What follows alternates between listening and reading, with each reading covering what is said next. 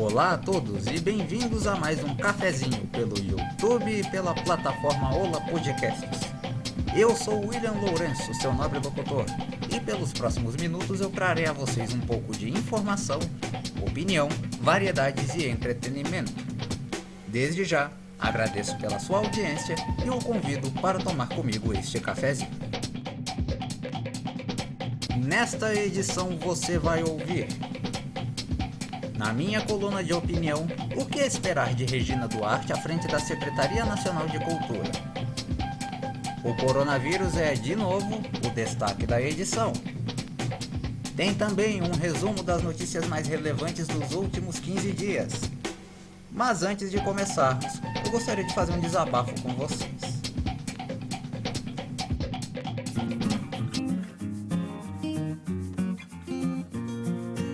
O ano de 2020 começou de verdade. O carnaval já passou e aos poucos vamos voltando às nossas rotinas. Voltando mais ou menos, porque em junho tem São João e outubro tem a eleição municipal.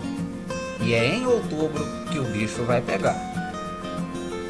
Mais uma vez, caberá a você, eleitor, decidir o que você quer para o seu município pelos próximos 4 anos, baseado nos projetos e no histórico de seu candidato favorito. É tempo de renovação. Pelo menos em teoria, é o que deveria ser. Não é segredo para ninguém que eu nasci no estado de São Paulo, mas que cresci aqui em Buíque. Estudei o ensino médio no Duque de Caxias. A maioria dos meus melhores amigos ou são daqui ou conheci enquanto morava aqui. Meus avós moraram até morrer aqui em Buíque também. Enfim, eu me considero um buiquense. Voltei a São Paulo por conta da faculdade, mas sempre acompanhando o que acontecia por aqui graças às redes sociais. Contando idas e vindas, já são quase 15 anos morando nessa cidade.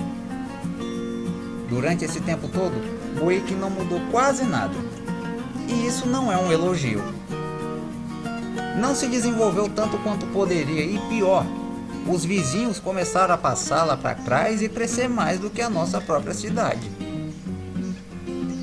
O último censo feito pelo IBGE em 2010 apontou que o PIB, Produto Interno Bruto, a soma de tudo aquilo que é produzido em determinado local durante um período de Buíque naquele ano foi de, acreditem, 300 milhões de reais.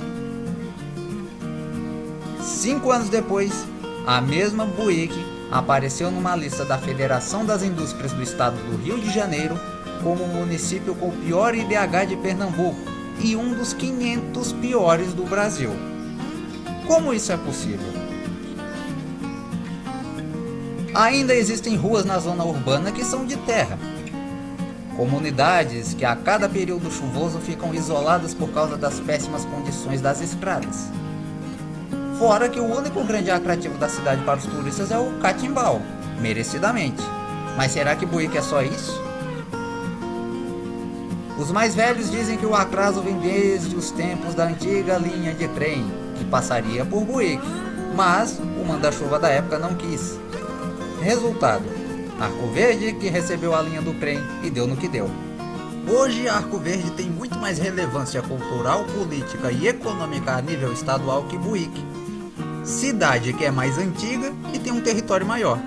E isso é uma vergonha. E esse atraso tem 2 culpados principais: os gestores que assumiram e nunca se esforçaram o suficiente para que o município tivesse o merecido protagonismo no estado, e do eleitor também, que, seja por inocência ou por pura safadeza, colocou alguém assim no poder ou se omitiu na hora da votação. Já passou da hora dessa cidade sair do estado de comodismo. Essa situação se tornou insustentável, não dá mais para aceitar tão pouco. A partir de 4 de abril, nós saberemos quais serão os candidatos à cadeira mais importante do Executivo Municipal. 4 de abril, para quem não sabe, é o prazo final que os pré-candidatos têm para registrar suas candidaturas no Tribunal Superior Eleitoral. Pelos nomes de alguns pré-candidatos que eu ouvi falar, nenhum deles me passa a impressão de que, se eleito, fará algo novo ou diferente do antecessor. Eu posso até estar enganado, E eles, se quiserem, têm espaço aqui no cafezinho para expor suas propostas e opiniões. Todos eles estão formalmente convidados por mim para uma entrevista. E a você que me ouve, eu quero deixar um pedido, mas um pedido muito importante. Pense em tudo aquilo que você pode ter na sua comunidade. Veja de fato se o candidato que você vai apoiar pensa igual. E depois que eleger o sujeito, cobre se ele não cumprir com o prometido. Não deixe de cobrar não. Não caia na lábia do fulano que te dá saco de cimento por voto, uma dentadura, ou mesmo tapeia fazendo uma grande festa na cidade. A festa tem hora para acabar, e a quem fica na praça no final só vai restar ver a sujeira que os outros deixaram. Comece a pensar nisso. Dia 4 de outubro tá logo aí. E é só isso. Confira agora algumas das notícias mais relevantes dos últimos 15 dias. O presidente Jair Bolsonaro assinou no dia 2 a medida provisória para a contratação de militares da reserva e servidores aposentados para o INSS. A MP é uma tentativa de zerar ou, pelo menos, diminuir o grande número de processos de pedidos de benefícios em todo o país, que já somam quase 2 milhões. 1.300.000 são só de pedidos de aposentadorias. De acordo com o próprio INSS, cerca de 6 mil funcionários em todo o Brasil se aposentaram no ano passado. Fora que o sistema interno do Instituto teve que ser atualizado após a aprovação da nova reforma da Previdência pelo Congresso em novembro. A medida, que já está valendo, também traz regras mais simples para outros tipos de contratações de emergência pelo governo federal. Essas regras, para serem devidamente regulamentadas, precisam passar pelo Congresso Nacional e serem aprovadas por deputados e senadores até o meio do ano. O governo de Pernambuco fará neste mês o pagamento do 13º estadual do programa Bolsa Família aos beneficiários nascidos entre os meses de maio e agosto. Se você nasceu em um desses meses e quer saber quanto você pode receber a mais em seu benefício, basta acessar o site da Secretaria de Desenvolvimento Social, Cidadania e Justiça do Governo de Pernambuco. Anote o endereço: www.sdscj.pe.gov.br. Repetindo: www.sdscj.pe.gov.br. Lá é só clicar no ícone 13º do Bolsa Família, informar o número do seu NIS junto com a data de nascimento. O Instituto Brasileiro de Geografia e Estatística, IBGE, abriu processo seletivo simplificado no dia 5 para preencher mais de 200 mil vagas temporárias para o censo 2020. 180 mil vagas são para recenseador e outras 22 mil para agente censitário, com remunerações que variam de acordo com o desempenho, no caso do recenseador, até R$ 2.100 mensais no caso do agente censitário. Ambos exigem ensino médio completo. As inscrições custam R$ 23 para recenseador e R$ 35 para agente censitário, e podem ser feitas até o dia 24 de março pelo site www.sebrasp.org.br. A prova objetiva está prevista para 24 de maio e o resultado final sairá no dia 3 de julho.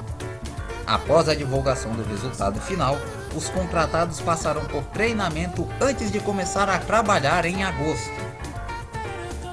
Os contratos terão duração de 3 meses, sendo prorrogados por mais 3 a depender do IBGE. Os artigos 37, parágrafo 10 da Constituição e 6º da Lei nº 8.745 de 1993 proíbem a contratação pelo IBGE de quem tem qualquer tipo de ligação com o serviço público, seja trabalho por contrato ou cargo efetivo, ou ainda aposentado de cargo efetivo da administração pública federal, estadual, municipal ou do Distrito Federal, das polícias militares, do Corpo de Bombeiros Militares ou mesmo das Forças Armadas. O ex-prefeito e pré-candidato à eleição deste ano em Buíque, Jonas Camelo Neto, do PP, virou réu em uma ação penal movida pelo Ministério Público de Pernambuco na comarca de Buíque. Segundo o processo, Jonas é acusado de não ter investido o mínimo de recursos estipulado por lei na saúde e na educação do município enquanto estava no cargo, além de ter deixado de repassar ao Fundo de Previdência dos Servidores Municipais e ao INSS mais de 2,5 milhões de reais. A soma das penas para quem comete crime de responsabilidade e apropriação indébita previdenciária pode chegar, se somadas, até 8 anos de prisão com pagamento de multa. Esse processo vem ao mesmo tempo em que a Câmara de Vereadores rejeitou a prestação de contas do ano de 2015, quando Jonas ainda era o gestor municipal. Por meio de uma rede social, Jonas disse que está tranquilo, que este será outro processo que ele vencerá e que sua defesa já foi entregue à justiça. A sua assessoria jurídica esclareceu em nota que a ação está em sua fase inicial e que, de acordo com a Constituição brasileira, ninguém será considerado culpado até decisão transitada em julgado. Vale lembrar que, para ser considerado inelegível pela lei da ficha limpa, Jonas Camelo teria de ser condenado também em um tribunal de segunda instância, neste caso, o Tribunal de Justiça de Pernambuco. Sobre a rejeição das contas de 2015 pela Câmara de Vereadores, a assessoria informou que todos os esclarecimentos serão prestados na época oportuna. Repetindo, o ex-prefeito e pré-candidato à Prefeitura de Buíque, Jonas Camelo, virou apenas réu em uma ação movida pelo Ministério Público de Pernambuco. Não foi condenado. A ação ainda está em andamento na comarca de Buíque. O ex-jogador Ronaldinho Gaúcho está preso preventivamente no Paraguai desde o dia 6, acusado de entrar no país com documentação paraguaia adulterada.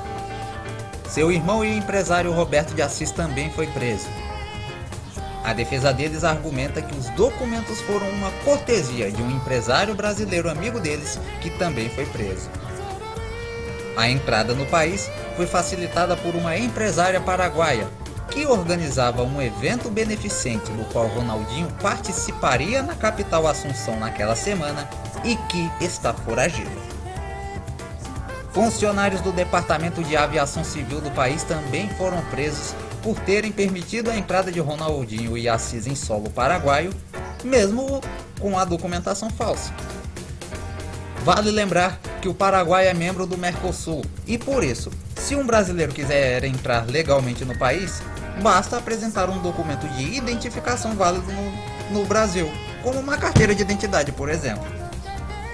Nessa semana, a defesa do ex-jogador tentou converter a prisão preventiva em domiciliar, mas o juiz negou o pedido, argumentando que, devido à repercussão do caso, essa medida poderia resultar em obstrução das investigações.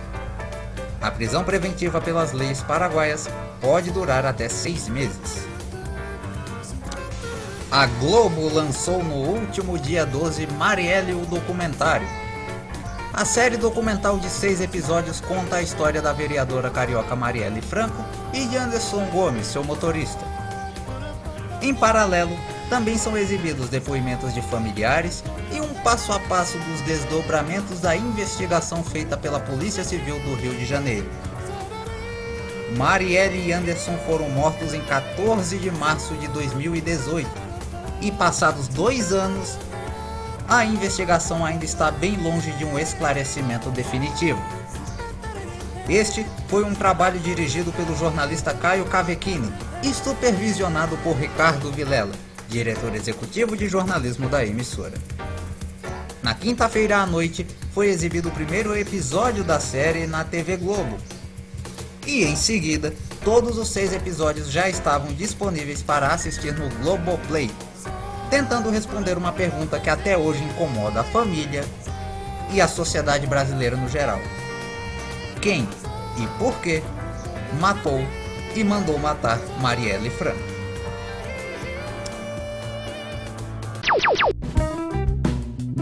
A vantagem do podcast é que você pode ouvir quando, onde e como quiser.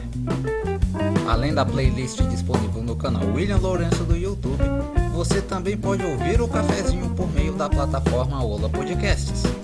Basta acessar o site www.olapodcasts.com ou baixar o aplicativo disponível no Google Play ou na Apple Store. Lá é só pesquisar por Cafezinho com William Lourenço, assinar o canal e ouvir todos os episódios disponíveis. Lembrando que o Cafezinho tem episódio novo 2 vezes por mês no YouTube, todo dia 15 e 30 e no Ola Podcasts em seguida. No dia 4 de março, a atriz Regina Duarte assumiu oficialmente a Secretaria Nacional de Cultura. Em seu discurso, ela disse que vinha para tentar pacificar os ânimos entre a classe artística brasileira e o governo de Jair Bolsonaro. Vou dizer o que penso a respeito. Domingo passado, o Fantástico exibiu uma entrevista dela ao jornalista Ernesto Palha. Em todas as perguntas feitas, ela não titubeou e foi bastante franca, até mesmo nas perguntas mais polêmicas. A impressão que tive é de que ela, de fato, está animada com a nova função e que se empenhará ao máximo para fazer tudo o que estiver ao seu alcance pela cultura brasileira enquanto secretária nacional. Como atriz, sua contribuição é reconhecível e inegável. Afinal, são mais de 50 anos de uma carreira consolidada no teatro, cinema e TV, com atuações aclamadas por críticos e pelo público. E ela, que já tem 72 anos de vida, dificilmente aparece nos holofotes senão pelos seus trabalhos artísticos. Pela experiência e credibilidade que tem no cenário artístico, e evidentemente por ter se posicionado a favor de Bolsonaro na última eleição, em 2018, ela foi o nome que veio a calhar para o atual presidente substituir Roberto Alvim.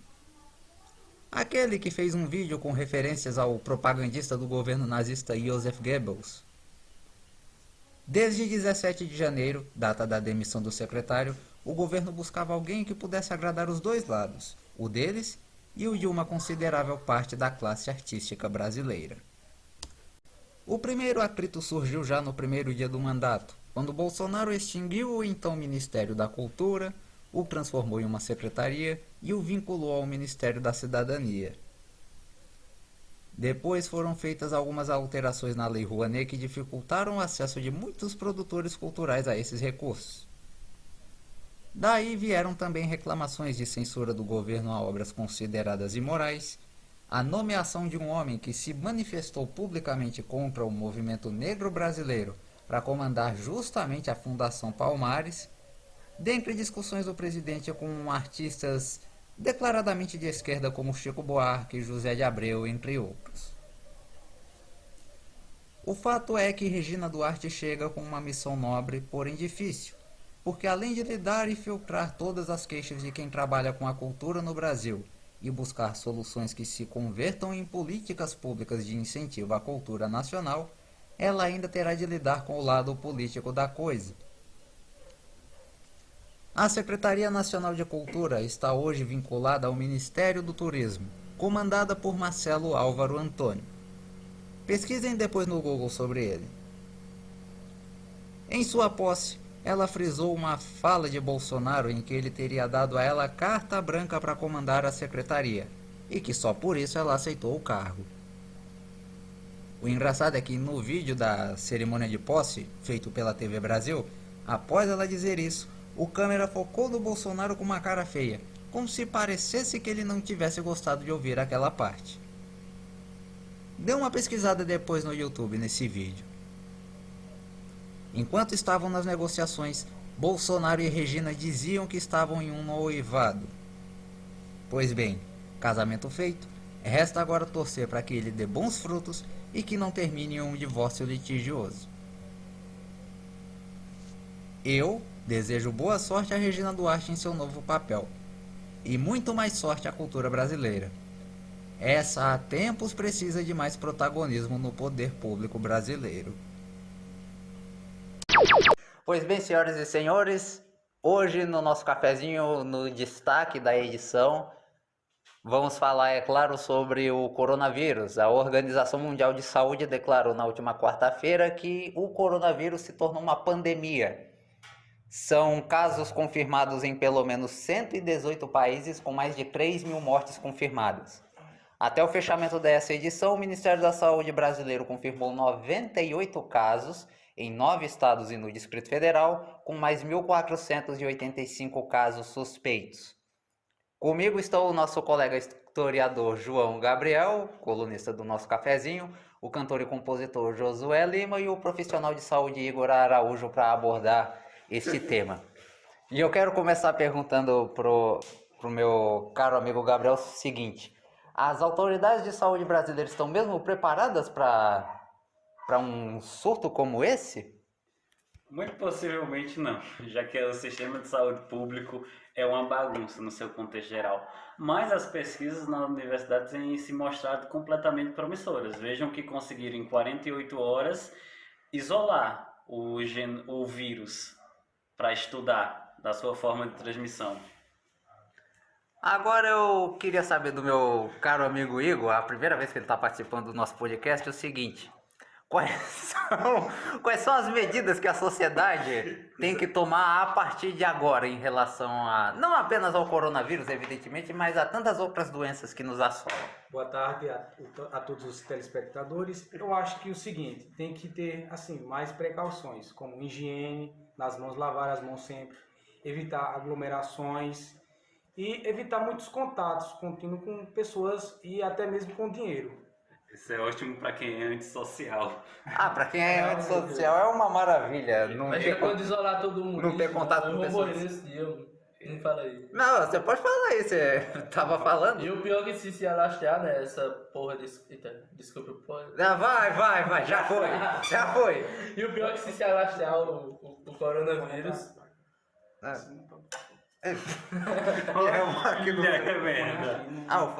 pega de todo jeito. Como eu ia falando, se alastrar o coronavírus, né, vão ser fechadas as escolas. Alguns campeonatos, não só pelo Brasil, mas pelo mundo, já foram cancelados. Outros estão jogando em portões fechados. E aí, escola, postos, a área da saúde não pode parar, justamente porque o coronavírus é uma coisa que tem a ver com a saúde. Mas escolas, postos, policiais, um bocado de coisa, jogos de futebol, shows, inclusive pra gente que é dono da música também, a gente se sente até ameaçado por conta disso, vão acabar fechando, e a cada vez mais as pessoas vão ficar em suas casas sem poderem ter o mínimo contato físico com outras pessoas. Isso é uma maravilha. Sinal.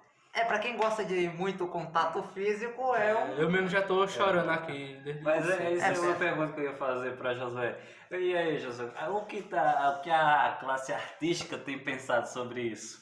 Já que afeta bastante, inclusive financeiramente. Já foram cancelados alguns shows já de alguns cantores já pelo Brasil. Na verdade, não tem como continuar, porque no show há um aglomerado muito grande de pessoas. E uma pessoa infectada no show pode passar para muitas pessoas e assim vai, né? Porque é um vírus que transmite muito rápido, né? Exatamente. Ele não é tão letal assim. Ele é letal, mas não tanto.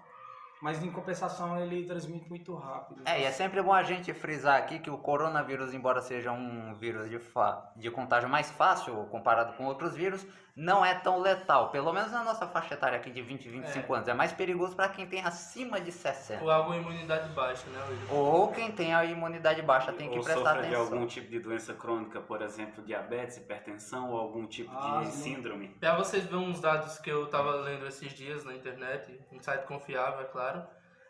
Apenas 0,02% das pessoas que morreram por conta do coronavírus tem menos de 40 anos, ou seja, até 40 anos, apenas 0,02% de mortes tivemos.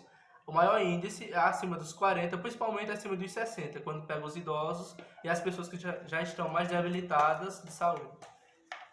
E ainda falando dessa questão do coronavírus, está afetando a indústria do entretenimento, dos esportes, a economia também está sofrendo vários baques. Essa semana mesmo a Bolsa de Valores de São Paulo teve 2 interrupções nas atividades, isso num dia. E o dólar bateu a marca histórica dos R$5. Viagens para vários países estão sendo canceladas, sobretudo para países da Europa, onde virou um novo foco da pandemia. A Itália, principalmente. Tanto é que eu mesmo tava pensando em ir pra Itália, mas agora com esse negócio do coronavírus, eu não vou poder ir. Mais uma desculpa pra eu não poder ir pra Itália, mas... E eu tava quase indo pra Disney, vai fazer o quê? Tem que adiar os planos. E até a Disney suspendeu as atividades dessa semana. Enquanto eu e o Igor, a gente queria ir apenas pro Saramandaia, né? Era, por Saramandaia. Eu estou evitando jogar sinuca nos bares da cidade por conta do coronavírus. Por Por conta da contaminação. Meus tem- amigos estão sentindo falta de mim, mas infelizmente Tem que é evitar necessário. aglomerações. Ó, pra você ver, eu quando cheguei aqui em Arco Verde, eu cumprimentei Josué batendo o cotovelo, não foi nem apertando a mão. Tem que ser assim. Dicas de segurança. São dicas de segurança. As autoridades médicas dizem que você tem que ficar no mínimo 1 metro de distância das pessoas. Use álcool gel. Usar bastante álcool gel. Leva na bolsa. Só não vai lavar a mão com vinagre. É mais fácil você temperar o coronavírus do que tá se imunizando. Tá vendo, né, minha gente? Usem álcool. Estão vendo, né? E Usem segundo- muito álcool. Segundo nosso amigo Gel. Josué aqui, ele tem uma cura perfeita pro coronavírus. Qual é, Josué? Qual seria? Assim, como vocês sabem, o álcool ele pode ser um dos ingredientes que evitam o coronavírus do lado de fora do ser humano. Agora, vamos supor que você esteja com o coronavírus e você possa botar esse álcool para dentro.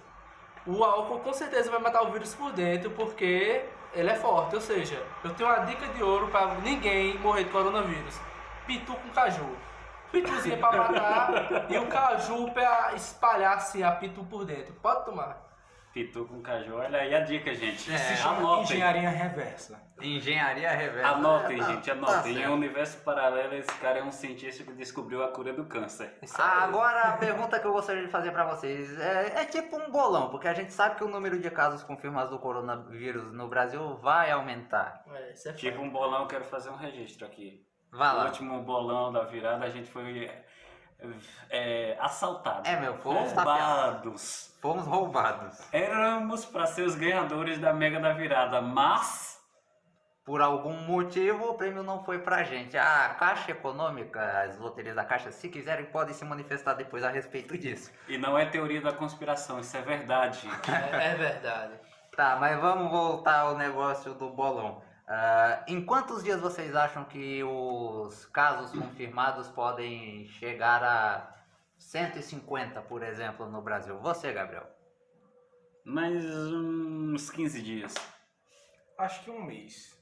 E você? Eu acho assim, infelizmente, né? Tem que falar, já acho que uns 12 dias, infelizmente. Porque talvez até tenha esses casos, mas a mídia demora a divulgar, né? O governo.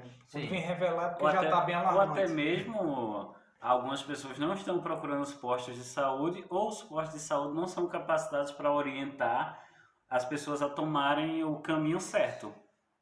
Por exemplo, houve alguma instrução por parte da Secretaria de Saúde de Buíque, isso levando para uma coisa mais local, em relação a esse novo coronavírus? Porque embora Buíque seja muito isolado, esteja a 300 quilômetros de distância do Recife, recebe turistas em algumas ocasiões, como Tivemos o carnaval. Principalmente pelo Vale do Catimbau. como foi o carnaval, as visitações ao Vale do Catimbau também recebem muitos turistas, muitas pessoas vindas do Recife. Então, houve alguma instrução por parte da Secretaria de Saúde de Buíque para que os profissionais de saúde possam atender possíveis casos suspeitos dessa doença?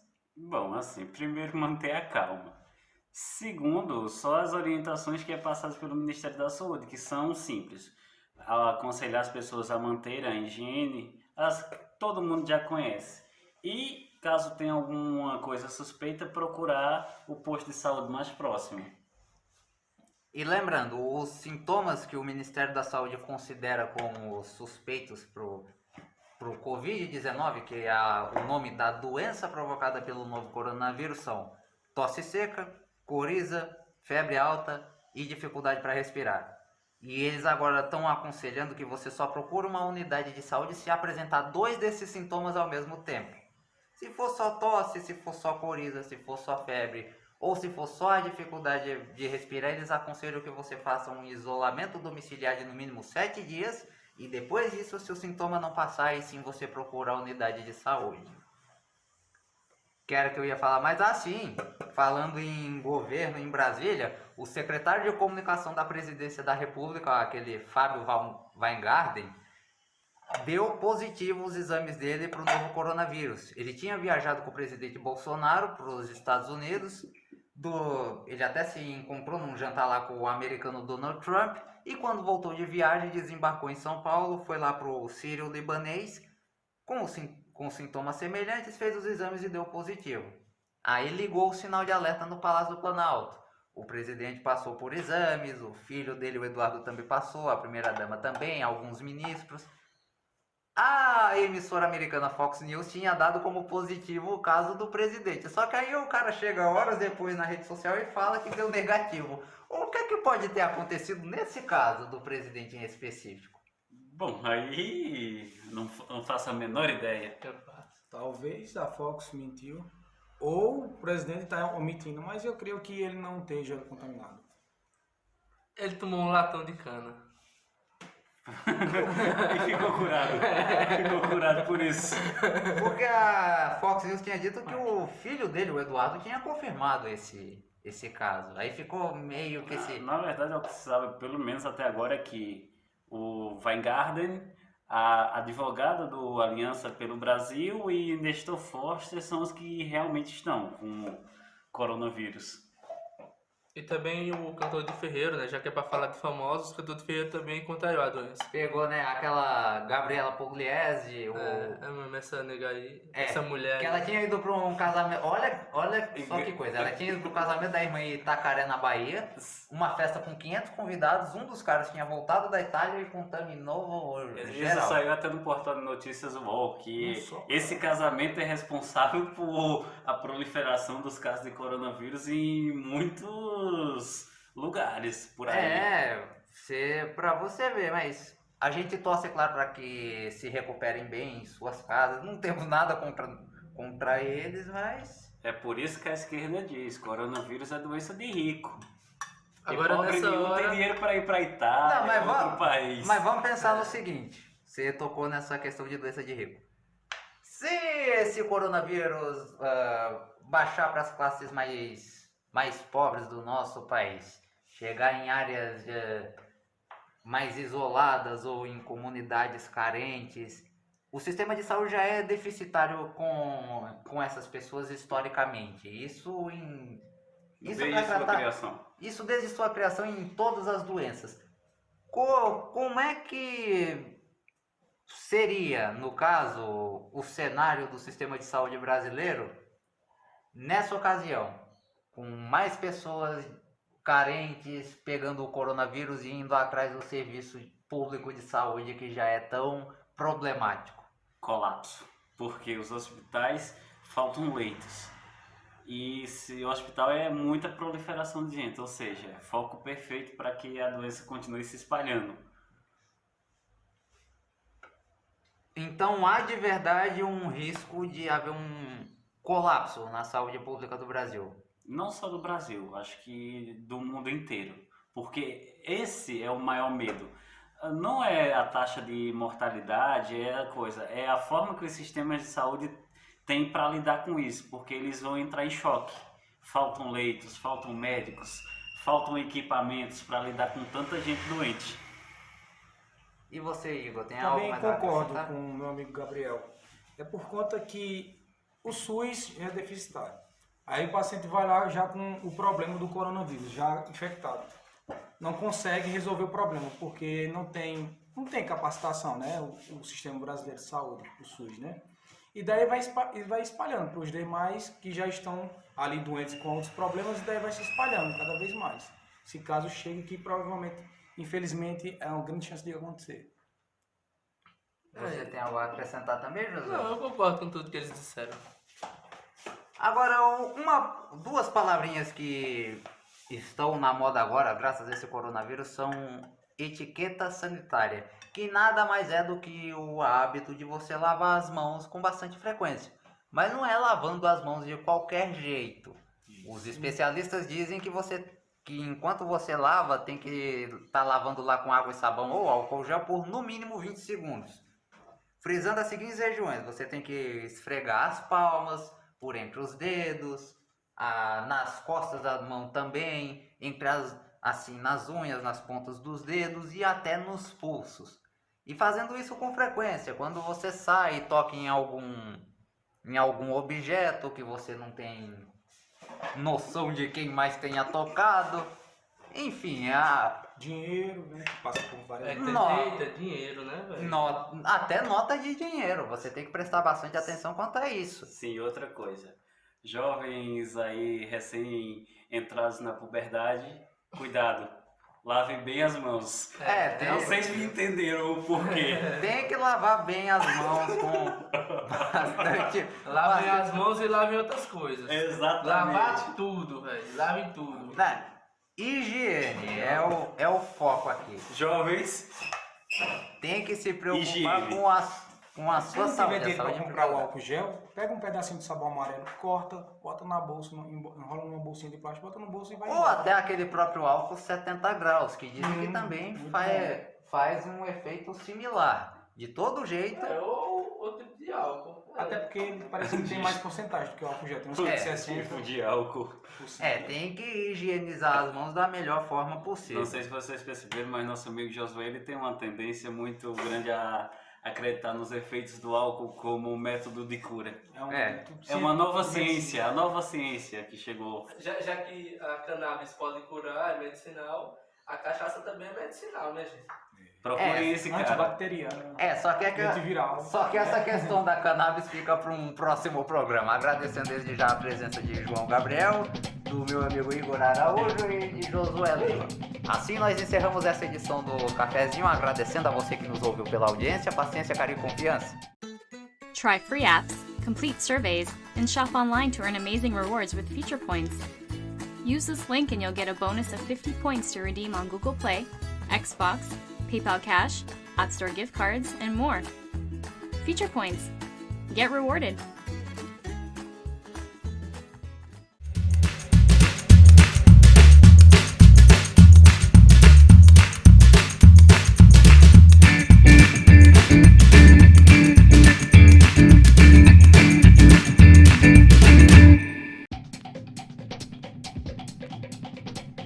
Olá a todos e bem-vindos ao retorno do Cafezinho pelo YouTube após 7 meses de suspensão.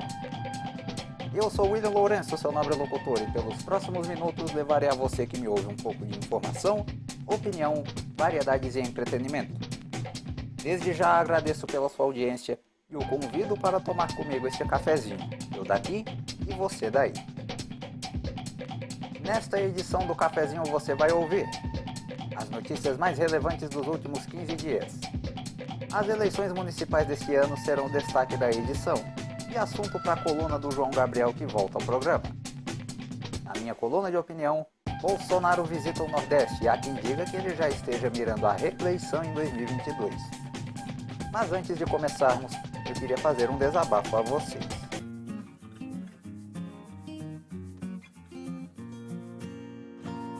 Esse ano de 2020 prometia ser um grande ano positivamente, se não fosse a pandemia de coronavírus. Enquanto uns tentam culpar ou tentar achar culpados pelo surgimento da doença, mais de 1 milhão de pessoas já morreram em todo o planeta desde o dia 11 de janeiro. Desse milhão, metade morreu em apenas 4 países: Estados Unidos, Brasil, Índia e México. Tristemente, nós entramos entre os países mais contaminados. Dos 5.570 municípios brasileiros, mais de 4.300 registraram mortes pelo novo coronavírus. 786 registraram pelo menos uma morte. Com esse descontrole, muitas pessoas tiveram de modificar suas rotinas e adotar um isolamento rígido como nunca antes.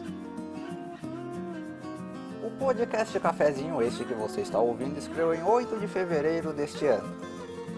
Estavam programados pelo menos 13 programas entre 30 de março e 15 de outubro, mas por causa do aumento nos casos de Covid-19 em Pernambuco, a produção foi suspensa em 22 de março. Haveriam, por exemplo, alguns especiais sobre os 15 anos do YouTube em junho, os 70 anos da televisão brasileira em setembro, o Dia do Professor em 15 de outubro e até o início das entrevistas com os candidatos a prefeito e vereador daqui de Buíque em agosto. Só agora, com as reduções nos números de casos e mortes no estado, observando os avanços no plano de convivência da Secretaria de Saúde e tomando todos os cuidados recomendados pelas autoridades sanitárias, é que eu resolvi retomar a produção deste podcast. Por isso aqui, eu vou informar rapidamente o que será feito daqui por diante para manter a produção do programa com total segurança. As gravações externas são realizadas em ambientes abertos, com todos os envolvidos usando máscaras e respeitando um distanciamento mínimo de 1,5 m. A coluna do João Gabriel é gravada por ele na sua casa e enviada para mim na minha casa. As entrevistas que podem ser feitas pessoalmente respeitarão o uso de máscara tanto por mim quanto pelo entrevistado em um distanciamento mínimo de 1,5 m, preferencialmente em ambientes abertos e onde não haja qualquer aglomeração. Nenhum dos envolvidos pode ter também qualquer sintoma relacionado à gripe ou mesmo à Covid-19. Caso um dos envolvidos adoeça, seja por qual motivo for, a entrevista será feita por ligação telefônica ou chamada de vídeo. E para compensar os 7 meses de produção suspensa, a primeira temporada do Cafezinho vai se estender até 30 de junho de 2021, no mesmo horário, às 9 da manhã. Por enquanto, o programa ainda ficará fora da plataforma Ola Podcasts. Essas medidas de segurança vão sendo afrouxadas ou ficando mais rígidas, podendo haver nova suspensão do programa a partir das informações divulgadas pela Secretaria de Saúde de Pernambuco. Por isso, vale novamente o apelo. Vamos manter o distanciamento social, a higienização constante das mãos e o uso da máscara sempre que for sair de casa. Além, é claro, da higienização correta da máscara ao voltar para casa. Até que haja uma vacina aprovada e disponível para todos poderem se imunizar, a responsabilidade ainda continua sendo nossa. Os números provam. Nós, pernambucanos, estamos sendo exemplares e devemos continuar assim para que o mais breve possível possamos olhar para trás com alívio e dizer: vencemos. E é só isso. Amigo, não venda seu voto. Você vai se arrepender. Porque quem compra seu voto não faz nada por você. Engana todo mundo quando chega no poder. Passa 4 anos fazendo o povo sofrer. Justiça Eleitoral. Aproveitando a deixa, vale a pena relembrar. Este ano, as eleições municipais serão realizadas no domingo, dia 15 de novembro, em mais de 5.500 municípios brasileiros. Devido à pandemia de Covid-19, a Justiça Eleitoral adotou algumas medidas para que você, eleitor, possa exercer seu direito de escolher seus representantes com toda a segurança. O horário de votação foi ampliado, será das 7 da manhã às 5 da tarde. Para aqueles com mais de 60 anos ou outros pertencentes ao grupo de risco da Covid-19, haverá um horário especial de votação prioritária a essas pessoas, das 7 às 10 da manhã. O uso de máscara é obrigatório, bem como o distanciamento social nas sessões de votação e arredores. Haverá higienização das mãos com álcool em gel antes e depois de utilizar a urna, bem como a higienização da própria urna eletrônica a cada 1 hora. No site do Tribunal Superior Eleitoral você encontra essas e muitas outras informações sobre as eleições municipais. Acesse agora mesmo o site www.tse.jus.br. Repetindo, www.tse.jus.br. Eleições 2020. Participe, seu voto tem poder. Justiça Eleitoral, a justiça da democracia.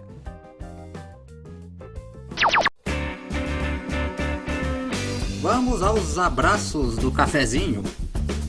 Hoje eu mando um abraço especial ao meu querido amigo Ralf Oliveira, lá de São Paulo. Agora ele tem uma página no Facebook chamada Ralfzeira. Quem puder, curte lá. O link também está na descrição desse vídeo. Também mando um abraço ao meu querido amigo Leandro Demes e todo mundo da Quebra Regras Produções. Ao Daniel Sartori, do podcast Tava Vindo Para Cá. O Daniel Pinheiro, Pinheirão da Massa. O Daniel Duncan, a Jaciene Alves, que nos acompanha pelo YouTube. Meu querido amigo, o cantor e compositor Josué Lima, o Igor Araújo, o Gustavo Lima Batista, o Elias de Lima Silva e também a Maíra Stephanie, a dona da sensual e moda íntima de Arco Verde, Pernambuco. Se você, moça que me ouve, é de Arco Verde, quer comprar aquela lingerie para impressionar seu namorado ou namorada, ou uma peça íntima para você mesma, é só entrar no Instagram e pesquisar por Sensual e Moda Íntima. Você faz a compra pelo direct e ela chega rapidinho em sua casa. O perfil está aparecendo aí na tela. Tem também o link na descrição que te leva direto para o perfil. Sensual e Moda Íntima, porque vestir é o gesto diário de colorir a alma. Aproveita e também manda um abraço ao Adalto Nilo do Giro Social B, o Paulo César Cavalcante e a todos os professores da Escola Técnica Seu Galindo de Buíque.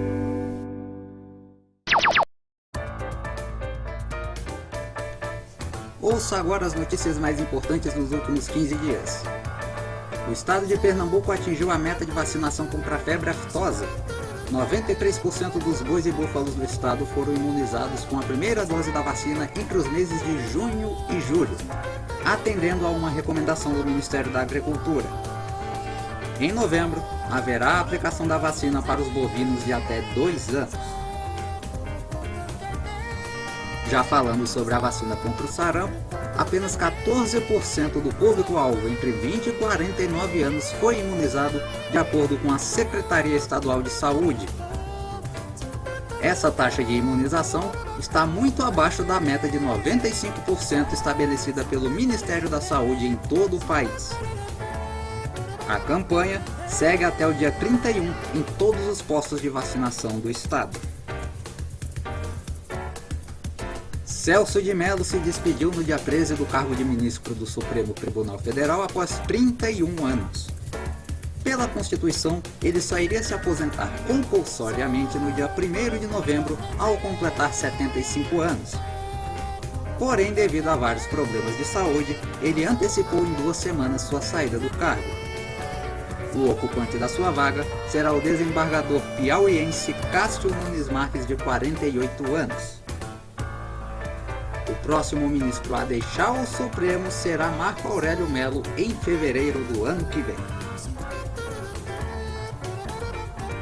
Começou no dia 19 o pagamento do auxílio emergencial residual para os beneficiários do programa Bolsa Família, seguindo o calendário de pagamentos de acordo com o número final do NIS. Este é o segundo pagamento programado no valor de R$ 300 de um total de 4.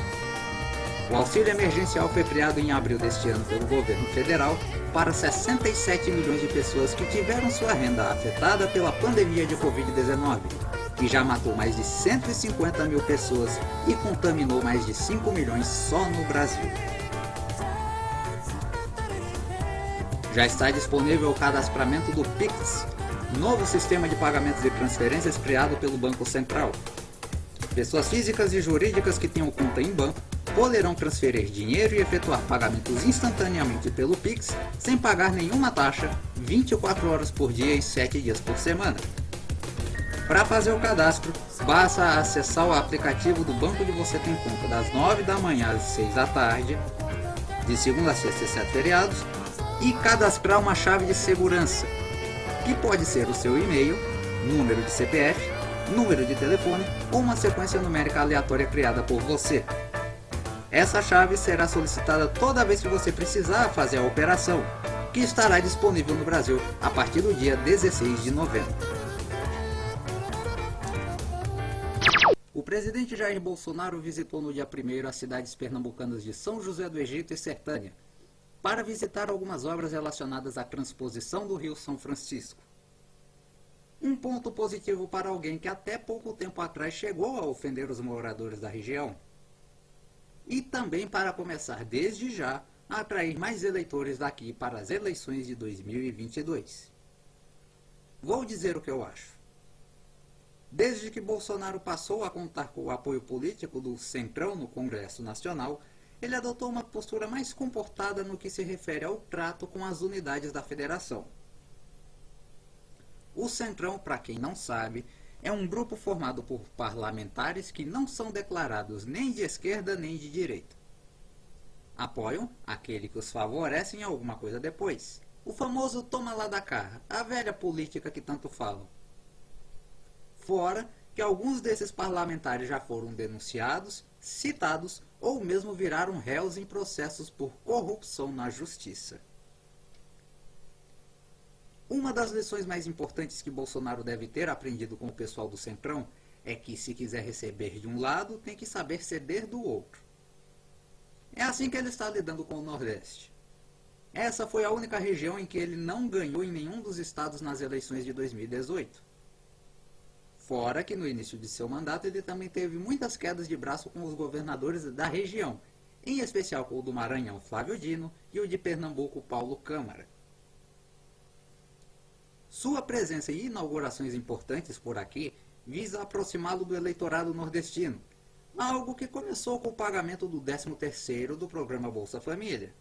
Depois, com o auxílio emergencial e também com o anúncio da criação do programa Renda Cidadã, que substituirá o Bolsa Família em 2021 com um valor um pouco maior e abrangendo mais pessoas. Mas o caminho para esse programa sair do discurso é longo. Ainda não se sabe de onde vai sair o dinheiro do novo programa, que o presidente quer colocar em prática já em janeiro e que só depois das eleições municipais é que os senadores e os deputados irão discutir. Voltando a Bolsonaro e ao Nordeste, a criação desse programa irá beneficiar milhões de pessoas daqui, assim como o Bolsa Família já o faz.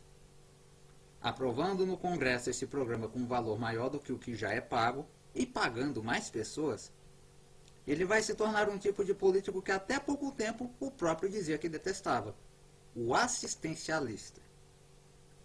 Getúlio Vargas foi o primeiro presidente assistencialista do Brasil, mas um exemplo bem mais recente desse tipo de político é o Lula. Não é condenável o que o Jair Bolsonaro está fazendo. Na política, essa é até uma atitude considerada normal. Mas é muito estranho ele assumir essa postura agora, visto que desde sempre ele foi contrário. E é claro que esse tipo de apelo para conquistar votos faltando 2 anos para a eleição presidencial é, no mínimo, desespero antecipado para quem quer se manter no poder. Resta ver se até lá, dependendo do que acontecer no país, esse carinho do presidente pelo Nordeste vai continuar. Como eu falei no início do cafezinho, o novo coronavírus já contaminou mais de 30 milhões de pessoas em todo o mundo e já matou mais de 1 milhão. Nem mesmo o chefe da maior potência econômica dentro da residência oficial mais segura do planeta escapou.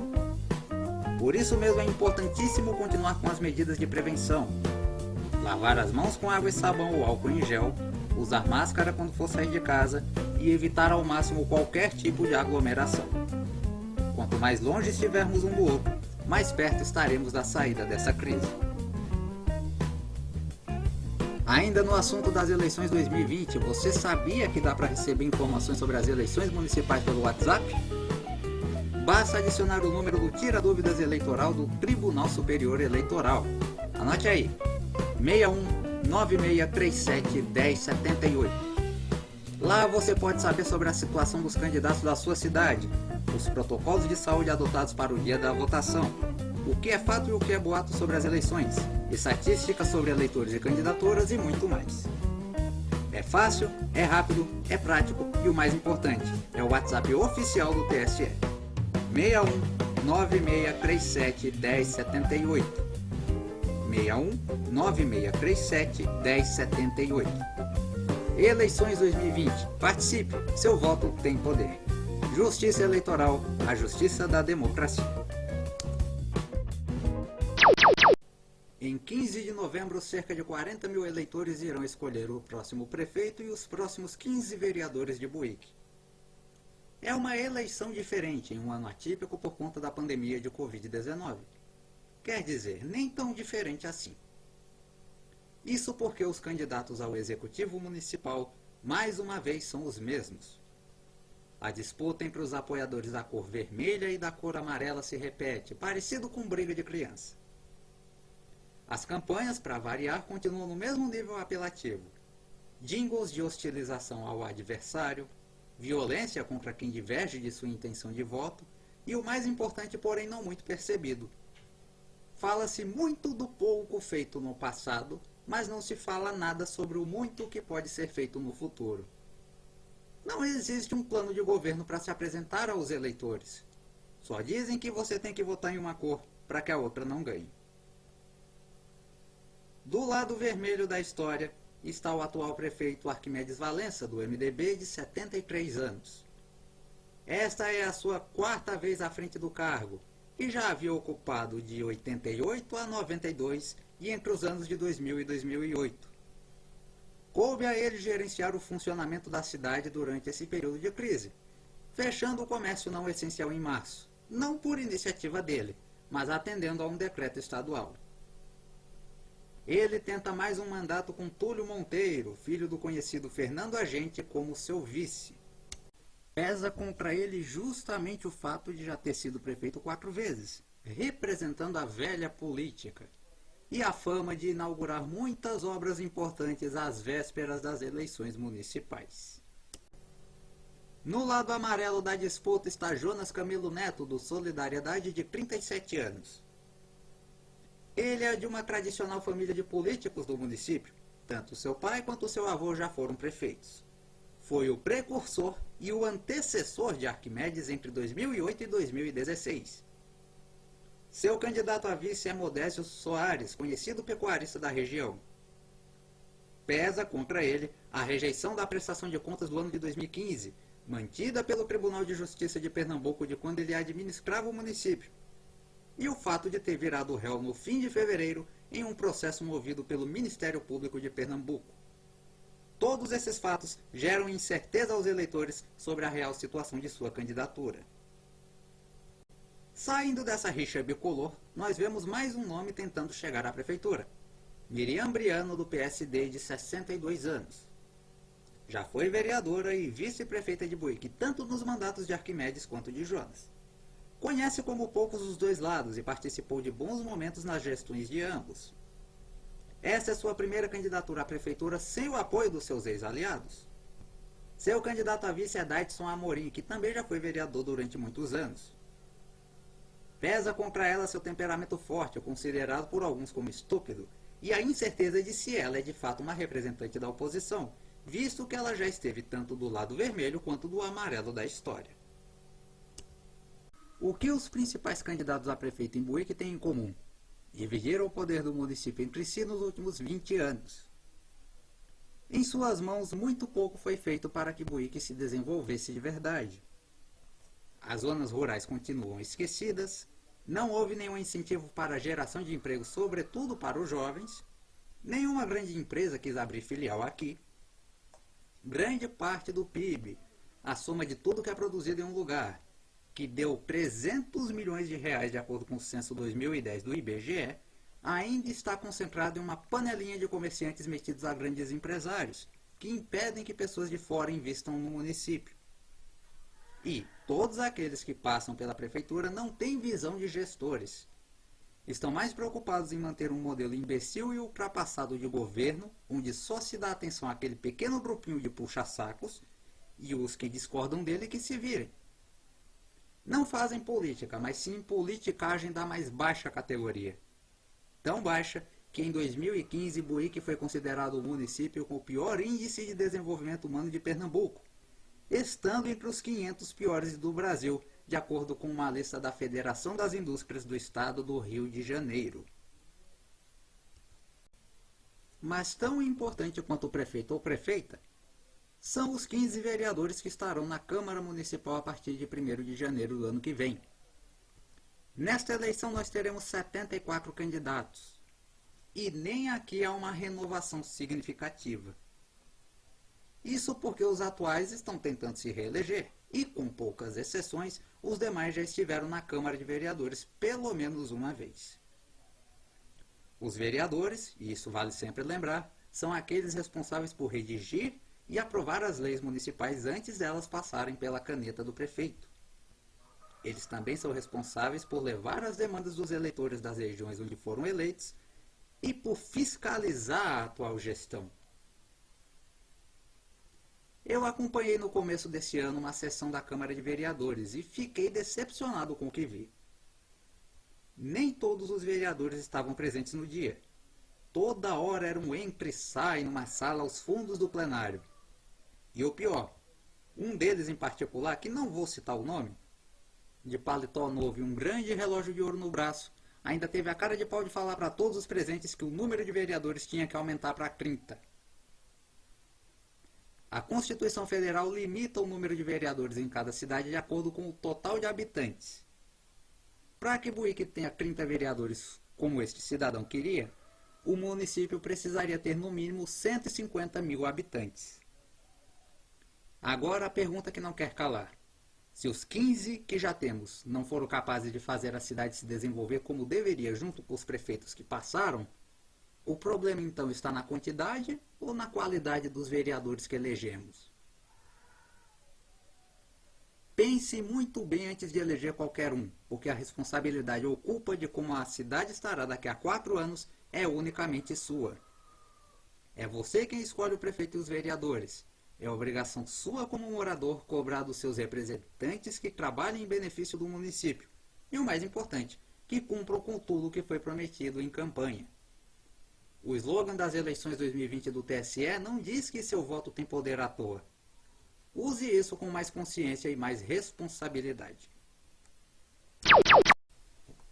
Aproveito para fazer uma correção. Agora há pouco, no destaque sobre as eleições municipais, eu falei que a candidata Miriam Briano tinha 62 anos. Na verdade, ela completou 64 anos na última quinta-feira, dia 22. Pelo erro, eu peço desculpas e aproveito para cumprimentar a candidata Miriam Briano pelo seu aniversário. Por falar em responsabilidade, você pode e deve fiscalizar os candidatos do seu município e até denunciar ao Tribunal Superior Eleitoral se ele estiver cometendo algum crime. É só enviar sua denúncia pelo Pardal. Acesse o site www.pardal.tse.jus.br ou baixe o aplicativo disponível no Google Play e na Apple Store. Se qualquer político agir fora da lei nessas eleições, é só falar pro Pardal. Eleições 2020. Participe, seu voto tem poder. Justiça Eleitoral, a justiça da democracia.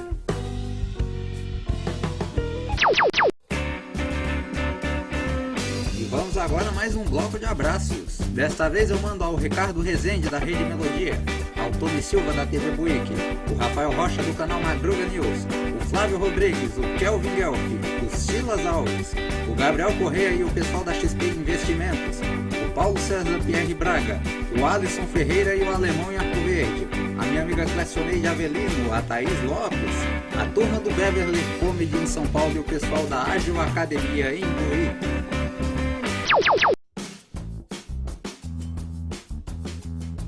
Como alguns que me acompanham há anos devem saber, eu fiz um programa de rádio chamado Os Radialistas entre 2016 e 2017 pela Rádio Anhembi em São Paulo.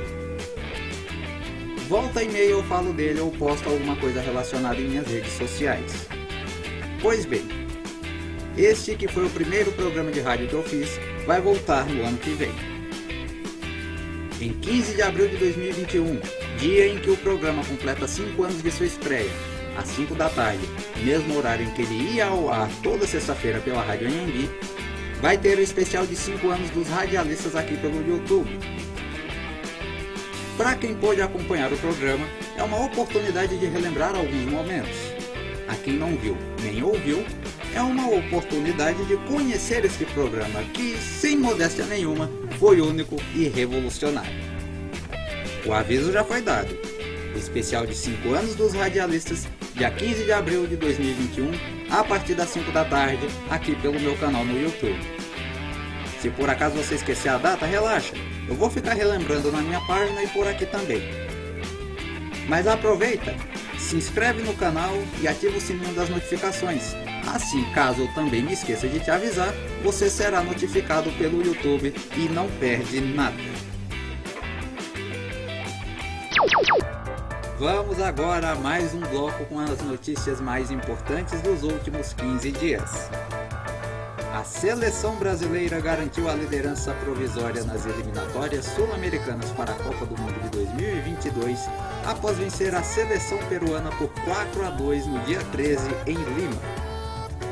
Neymar desencantou e fez 3 gols, ultrapassando Ronaldo e se tornando o segundo maior artilheiro da seleção com 64 gols, atrás apenas de Pelé, que tem 77.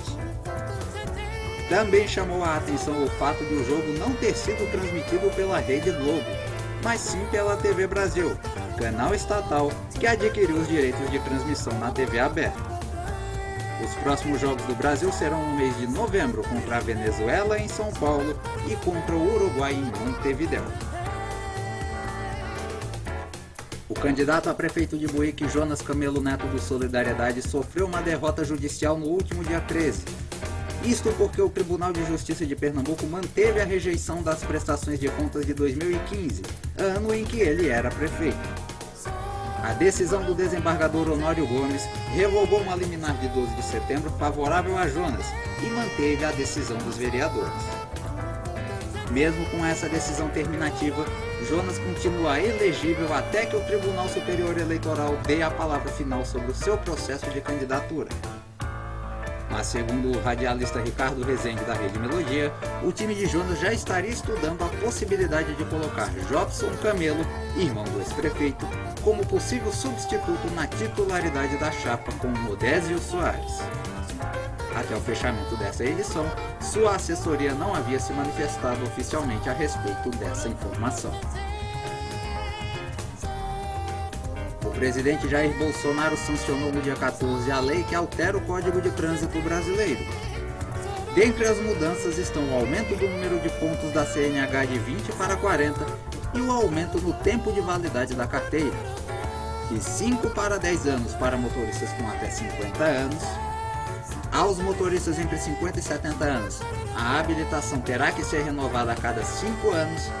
E para quem tem mais de 70, a validade será de 3 anos. As novas regras entrarão em vigor no Brasil a partir de 14 de abril de 2021. O Instituto Brasileiro de Geografia e Estatística, o IBGE, divulgou na semana passada os resultados de uma pesquisa sobre a produção pecuária do Brasil em 2019. O estado de Pernambuco se destacou na produção de leite, que cresceu 11,6% em relação ao ano anterior, tornando-se o 9º maior produtor leiteiro do país e o 2º maior do Nordeste, atrás apenas da Bahia. O leite pernambucano produzido no período pesquisado foi de 1 bilhão e 640 milhões de litros e representa 3,1% do mercado nacional. Os municípios pernambucanos que mais produziram leite em 2019 foram Buíque, com 81 milhões de litros, Itaíba, com 64 milhões e Águas Belas, com 63 milhões. O podcast Cafezinho fez um levantamento exclusivo sobre a situação dos candidatos à Prefeitura de Buíque neste ano. Os dados apurados por mim e pelo colunista João Gabriel Silva foram fornecidos pelos próprios candidatos ao portal de divulgação de candidaturas e contas eleitorais do Tribunal Superior Eleitoral entre os dias 17 e 22 de outubro e estão disponíveis para consulta de qualquer cidadão. Os resultados deste levantamento foram divididos em 3 tópicos: finanças de campanha, certidões criminais e declarações de bens dos candidatos titulares e seus vices. Vamos começar então com os dados das finanças de campanha. Respeitando a ordem alfabética, iniciaremos com os dados relacionados ao candidato Arquimedes Valença do MDB. Os recursos recebidos e declarados ao TSE até o fechamento deste levantamento foram de R$11 mil. O que chama a atenção é que 100% desses recursos vieram de doações de 11 pessoas físicas, que doaram exatos R$1.000 cada. Vale lembrar que a doação em dinheiro de pessoa física à campanha eleitoral não é crime, mas existe um limite legal. Já as despesas contratadas até o momento estão em R$ 17.860. Mais da metade desse dinheiro, R$ 9.360, foi gasto com impulsionamento de conteúdo em redes sociais, outros R$ 5.500 na produção de jingles, vinhetas e slogans e R$ 3.000 em publicidade por adesivos. A empresa Delocal Brasil Pagamentos foi a responsável pelo impulsionamento nas redes sociais. A Audiorif Produções Limitada foi a responsável pela produção dos jingles e a MG Agência de Publicidade foi a responsável pela publicidade por adesivos. Os recursos recebidos pelo candidato Jonas Camelo Neto do Solidariedade e declarados ao TSE em sua campanha somam R$ 27.500. Desses, R$ 25.000 foram repassados pelo Diretório Estadual do partido e os outros R$ 2.500 saíram do bolso do próprio Jonas. O fato de o candidato tirar do próprio bolso para sua campanha também é legal, respeitando os limites de valores estabelecidos pelo TSE. Até o fechamento deste levantamento, as despesas contratadas por sua campanha foram de apenas R$ 1.800 em publicidade por materiais impressos. Esse serviço foi prestado pela empresa NB Sampaio. Indo agora para a candidata Miriam Briano do PSD, os recursos recebidos por sua campanha declarados ao TSE foram de R$ 2.000, doados pela própria candidata. Já foram gastos R$ 1.950 em publicidade por adesivos. Este serviço foi prestado pela empresa JF de Albuquerque. O limite de gastos para todos os candidatos à Prefeitura de Buíque nesta eleição imposto pelo Tribunal Superior Eleitoral é de R$ 195.945,39. O próximo tópico deste levantamento é sobre certidões criminais.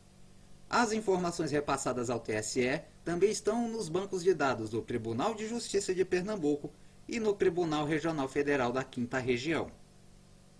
Em ordem alfabética, começaremos com Arquimedes Valença do MDB, que tem 3 processos criminais constando em seu nome. O primeiro, na Vara Única da Comarca de Buíque, é uma ação penal por emprego irregular de verbas ou rendas públicas e crimes praticados por funcionários públicos contra a administração em geral. Este processo foi aberto contra ele no ano de 2009. Já os outros 2 estão na seção criminal do Tribunal de Justiça de Pernambuco, sob o comando de Evandro Sérgio Neto de Magalhães Melo. Os 2 são procedimentos investigatórios do Ministério Público e foram abertos em 2018. Um por improbidade administrativa e o outro por dispensa de exigência em licitação pública. Seu candidato a vice, Túlio Monteiro, não responde a nenhum processo nem na área civil nem na criminal.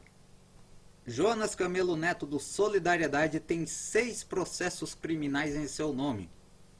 Todos eles estão na Vara Única da Comarca de Buíque. 2 procedimentos investigatórios criminais do Ministério Público por crime de responsabilidade, um procedimento investigatório criminal do Ministério Público por crime da Lei de Licitações e uma ação penal por crime de responsabilidade. Todos esses processos foram abertos no ano de 2017. Uma ação penal por estelionato e uma ação penal por sonegação de contribuição previdenciária. Estes 2 abertos em 2019. Seu candidato a vice, Modésio Soares, responde a uma ação penal aberta em 2018 por crime do Sistema Nacional de Armas, também na Vara Única da Comarca de Buíque. Já a candidata Miriam Briano e seu candidato a vice, Daidson Amorim, não respondem a nenhum processo na área civil nem na criminal, de acordo com os bancos de dados pesquisados para este levantamento. Lembrando que para um candidato ser considerado inelegível ou ter sua candidatura impugnada, de acordo com a lei da ficha limpa, é necessário que ele ou ela receba uma condenação em um tribunal de segunda instância, neste caso o Tribunal de Justiça de Pernambuco. Indo ao tópico das declarações de bens, nem Arquimedes Valença do MDB, nem Jonas Camelo Neto do Solidariedade fizeram suas declarações de bens ao TSE até o fechamento deste levantamento. O candidato a vice de Jonas, Modésio Soares, também não fez a declaração de bens. O candidato a vice de Arquimedes, Túlio Monteiro, declarou ter um patrimônio de R$ 278 mil, divididos em 3 terrenos, um carro Amarok modelo 2014 e participações nos capitais sociais das seguintes empresas: FT Combustíveis e Monteiro e Cavalcante Veículos Limitada. A candidata a prefeita Miriam Briano, do PSD, declarou ter um patrimônio de R$ 75 mil, divididos em um terreno no sítio Serrinha, em Buíque, e um carro Chevrolet Onix. Já seu candidato a vice, Daidson Amorim, declarou ter um patrimônio de R$ 70.150, divididos em 3 casas no centro de Buíque e em um carro Gol modelo 2014. Todos estes dados, além dos planos de governo de cada um dos candidatos à Prefeitura de Buíque, estão disponíveis ao acesso de qualquer cidadão no site www.divulgacandecontas.tse.jus.br. Repetindo, www.divulgacandecontas.tse.jus.br. O link do site também estará na descrição deste vídeo.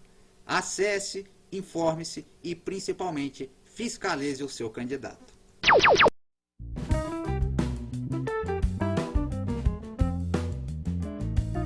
O nosso cafezinho não poderia voltar sem a coluna que o nosso amigo, o historiador João Gabriel Silva, apresenta.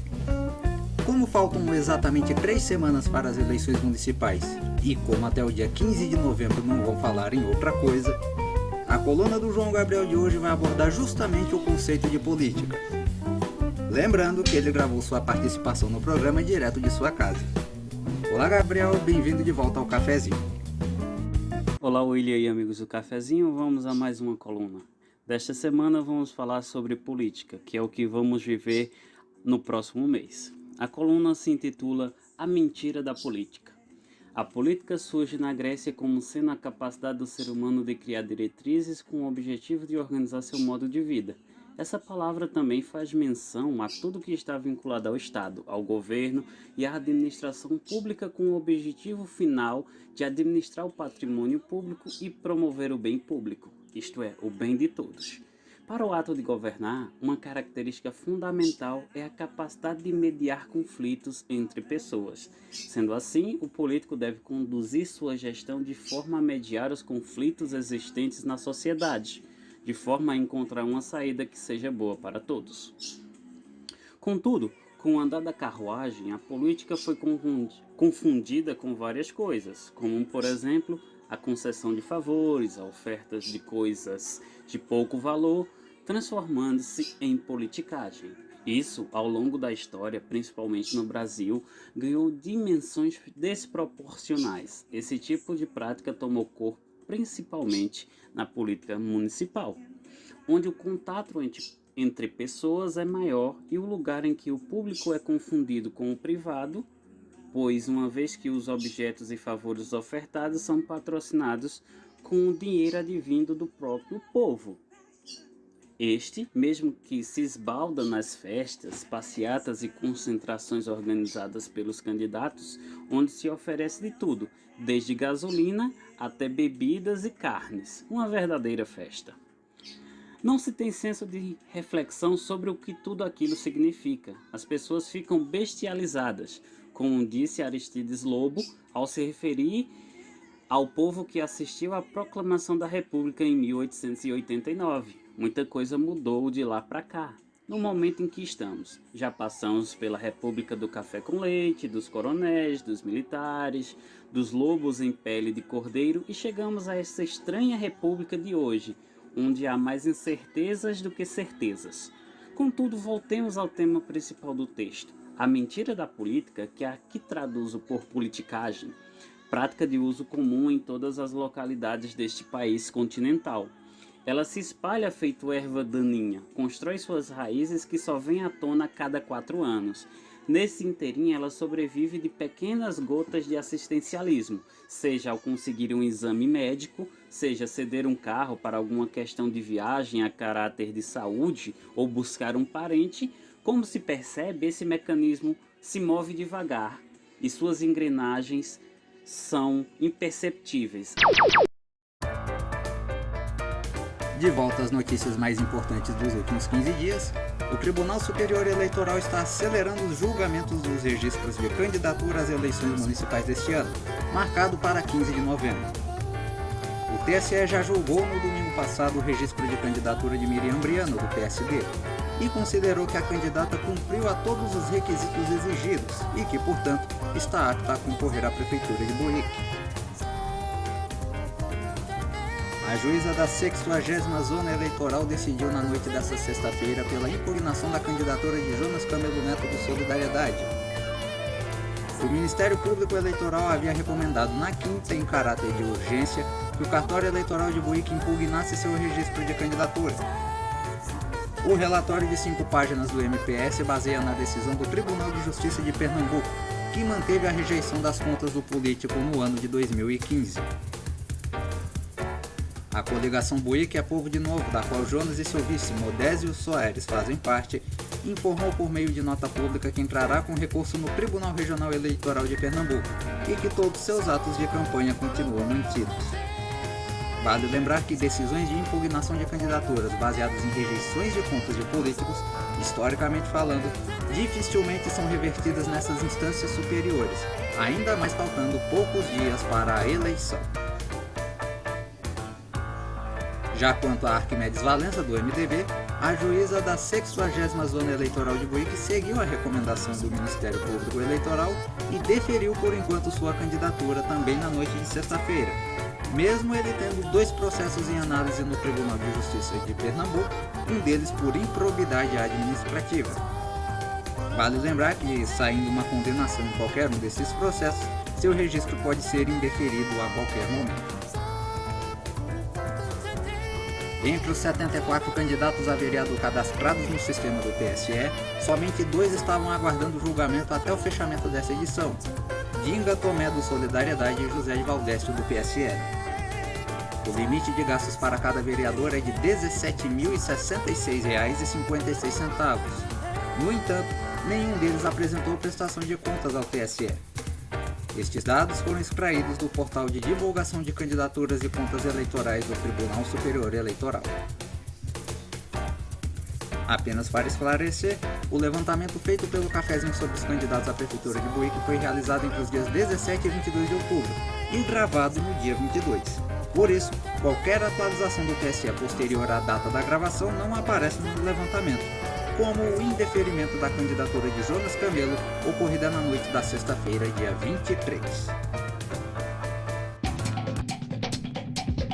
E assim nós encerramos essa edição do Cafezinho, agradecendo a você que nos ouviu pela audiência, paciência, carinho e confiança.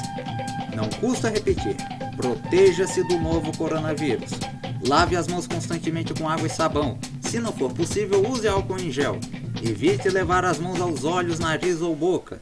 Se for sair de casa, use máscara. Só saia se for realmente necessário e evite aglomerações.